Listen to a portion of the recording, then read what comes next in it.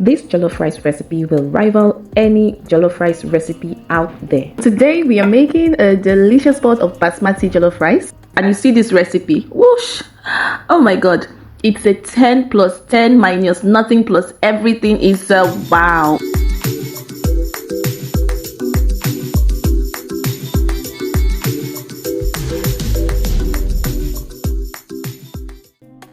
Just take note of everything that we'll be using to make this jollof rice, because all of it counts towards achieving the wonderful taste, the amazing taste of your jollof rice. So let's get right into it.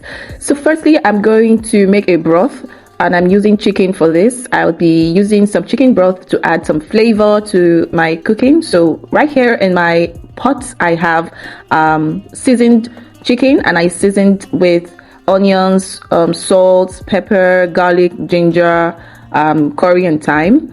And right here, this is the star of the show, guys. I did not use a single tomato paste to make this meal. This is the star of the show, and getting this in the right ratio really elevates your jollof rice. So here I'm using Tatashe. You can also use bell peppers, but I'm using Tatashe, and the ratio is the Tatashe should be of the highest ratio in your mix. As you can see, I have washed and taken off the seeds from the bell peppers or Tatashe, so be sure to take off the seeds from the Tatashe and Shombo.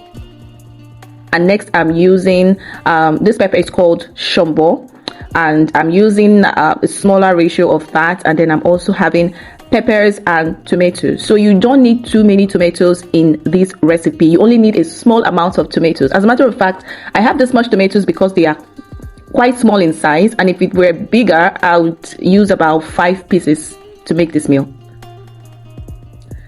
So it really matters the ratio of your peppers in your tomato mix or your pepper mix that is going to be used to make this jollof rice.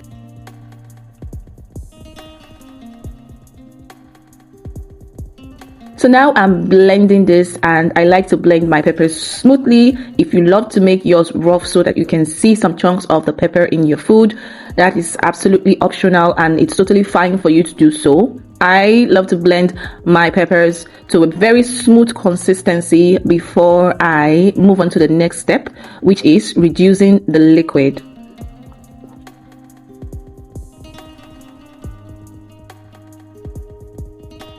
So yeah, I've transferred the pepper mix into this pot. So I've turned on the heat, and I'm letting this boil for some time until the liquid is completely evaporated from this, creating a thicker consistency for me to work with. Like I said, I'm not using any tomato paste for this recipe. So next up, my chicken is coated with some homemade barbecue sauce, because I'm going to be air frying this chicken and I want it to taste super delicious. So I showed you previously in my fried rice video how I put together the sauce that I use for air frying. So I just make that myself at home, and it turns out nice every time.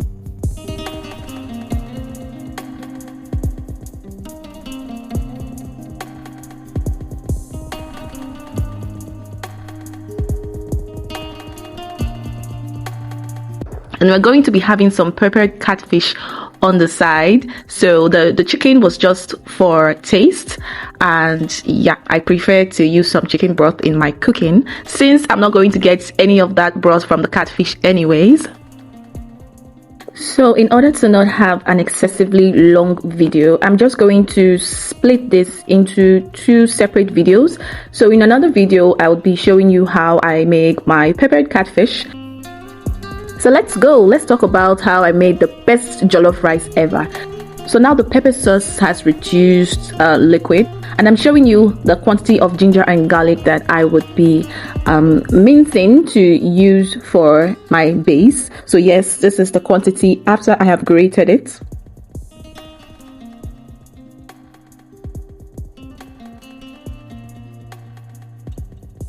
So guys, the chicken is out of the air fryer and it looks absolutely delicious. I just have to add that it is optional for you to boil your chicken before air frying. You can totally just marinate your chicken and then add it to your air fryer and coat it with some of your barbecue sauce and finish off in the air fryer again. It's totally optional, but I choose to do it this way because I needed the broth for this jollof rice, and I also do not want to fry the chicken, so I just opted to air fry them instead. So do what works for you. So now the pepper mix is ready, and we are about to start frying the base of this jollof rice. And guys, watch closely. This is where the magic happens.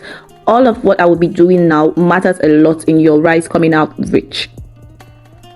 I thought I was filming while I was adding in the ingredients one by one, but apparently I wasn't filming, and so I had to start this recording pretty late. But I'm going to list what I have in my pot now on my screen. So I basically have my spices in the oil. I also have some onions, some ginger garlic paste, some bay leaves, curry, and thyme. And I firstly fry this for some minutes on low heat to release all of the flavors into the oil. This is a very, very important step.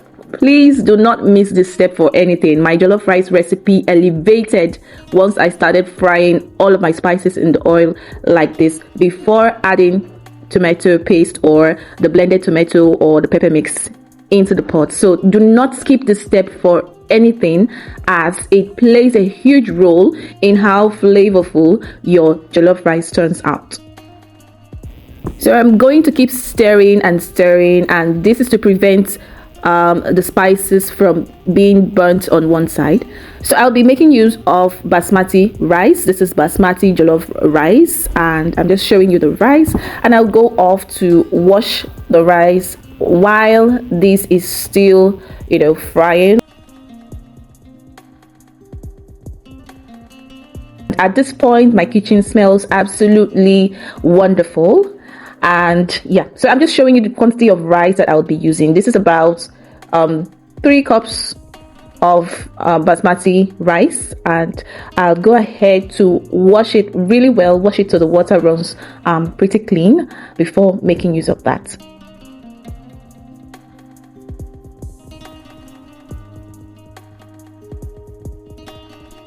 So right now I'm adding in my pepper mix. I have tomato in here as well, just in small quantity, so I'll add that in, and it's time to fry. It's time to fry this tomato base, and we're going to allow this fry for quite some time so that all of the flavors infuse into the tomato, like they combine to make this rich, wonderful flavor that is truly delicious.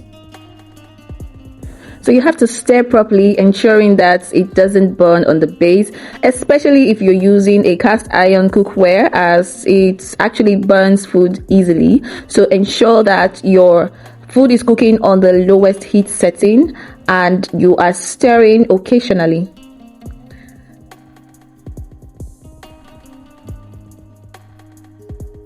So yeah, I'm washing my basmati rice, and as you can see, the first water is a bit cloudy, so you want to wash thoroughly and pour off that first water. So I washed about 3 times to get it to look really less cloudy and transparent before transferring that to a sieve to drain out the excess liquid. So once you start seeing the oil separate from the pepper mix, it tells you that the pepper mix has fried thoroughly, and it's right about time for you to add in your washed rice. So before adding rice, we want to add in some seasoning. So I'm firstly adding in salt, and then I would also add seasoning cubes, and I'm using Knorr chicken cubes for my jollof rice. I use Knorr seasoning cubes for a majority of my cooking. I just love the taste that it gives to my foods. So yes.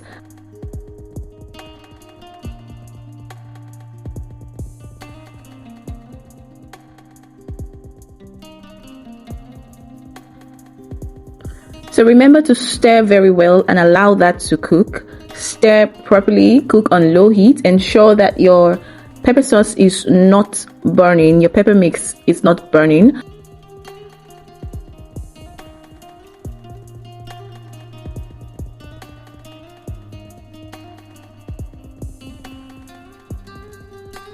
This is my basmati rice. I have drained off the liquid and transferred it to this container, and it's ready to go into the pot. But first I have to add the chicken broth, which I mentioned earlier that I love to use for my recipes, for my jollof rice recipes. It is not optional, so this is a step that you shouldn't skip, using chicken broth or using any other stock of your choice. It elevates the flavor.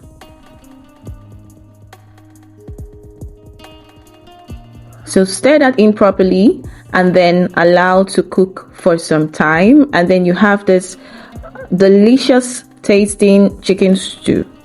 And I would like to also mention that before adding the chicken stock, I took off some quantity of Peppermix to use for my peppered catfish, so you don't have to prepare a different pepper mix for that. You can have the same pepper mix and just scoop off some quantity and set aside while you go ahead to add in your chicken broth. Let that boil for some time and then add in your washed rice.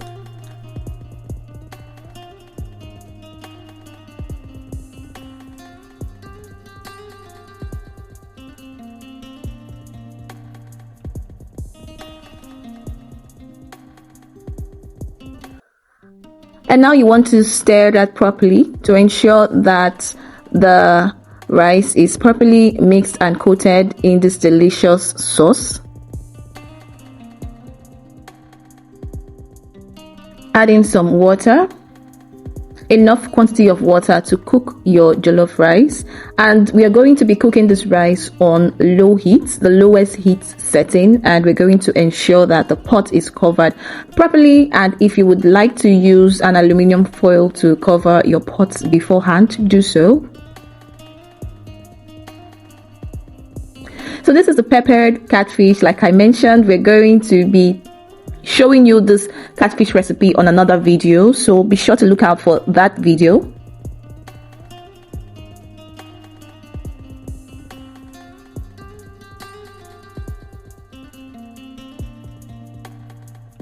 As you can see, it's looking super delicious. It tastes delicious. It's amazing. This is one recipe that you should not sleep on. This recipe completely elevates your jollof rice from novice to a pro level. This recipe can rival the recipe of item 7. If you're in Lagos and you have tasted item 7 jollof rice, I can tell you for free that if you follow this recipe, you will be creating or recreating the item 7 jollof rice recipe in the comfort of your home just by following this recipe. Don't sleep on this recipe, guys. It is amazing. You will be wowed. As a matter of fact, you will be wowed.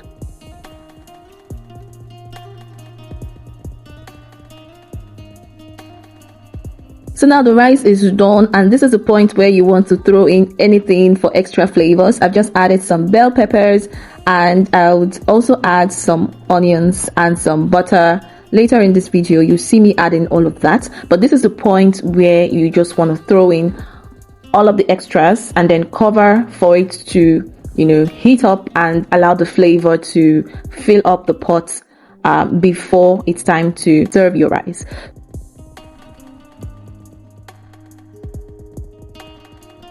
So this is the final look, guys. This rice, it tastes amazing. It looks amazing. Right here, you can see me topping up with some butter, and I'm just adding this butter for flavor.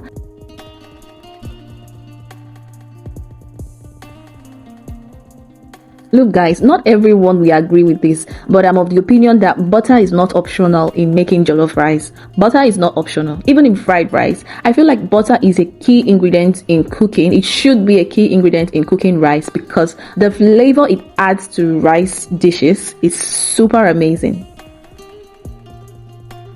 While adding this butter, the fire is completely turned off. All you need is the steam.